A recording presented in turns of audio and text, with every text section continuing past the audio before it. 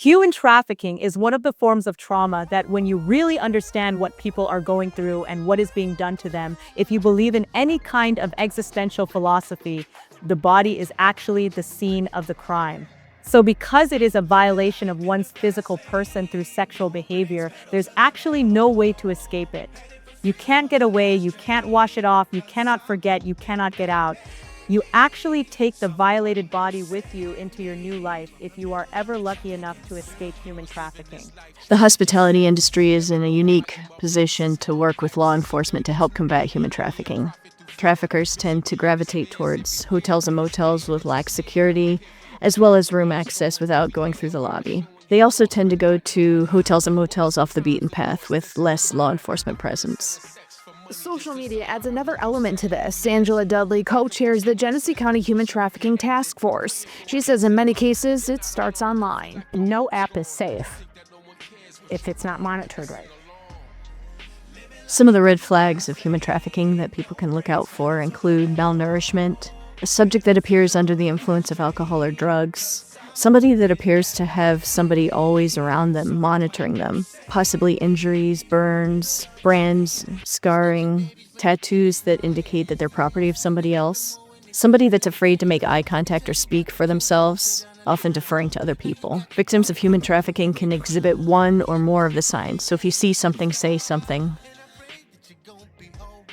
There are many proactive things that hotels and motels can do to help combat human trafficking. Some of these include increasing the video surveillance, increasing the awareness in the lobby, closing certain exits and entrances during later hours, ongoing training for staff, including downloading the hospitality toolkit by the Department of Homeland Security Blue Campaign, hanging up awareness posters, and also having indicator cards of signs to look for reference trafficking.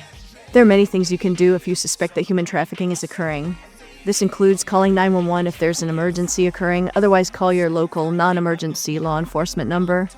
Additionally, you should follow your company protocol, but above all, you should call the National Human Trafficking Hotline at 1-888-373-7888. I encourage everyone to help us end human trafficking by spreading the word and raising awareness about this important topic. A victim of human trafficking can be anyone. Homeland Security says it's because traffickers are willing to exploit anyone.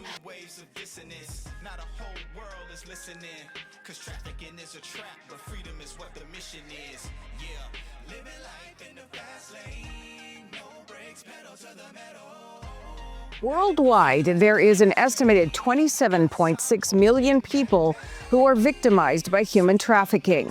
That number comes from the United Nations International Labor Organization.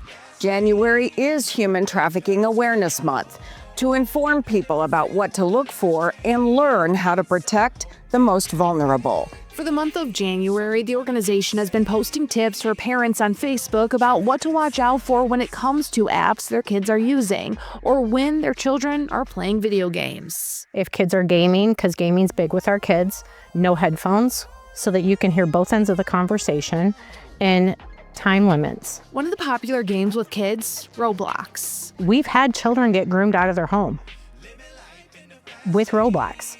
And it's that they create the identities with these people, the kids thinking that they're children that they're speaking to, and then they move them to other applications and other apps across the board. Dudley will often ask parents if they would drop their children off at Disneyland and just leave them for the day. Most parents say, absolutely not, that's not safe.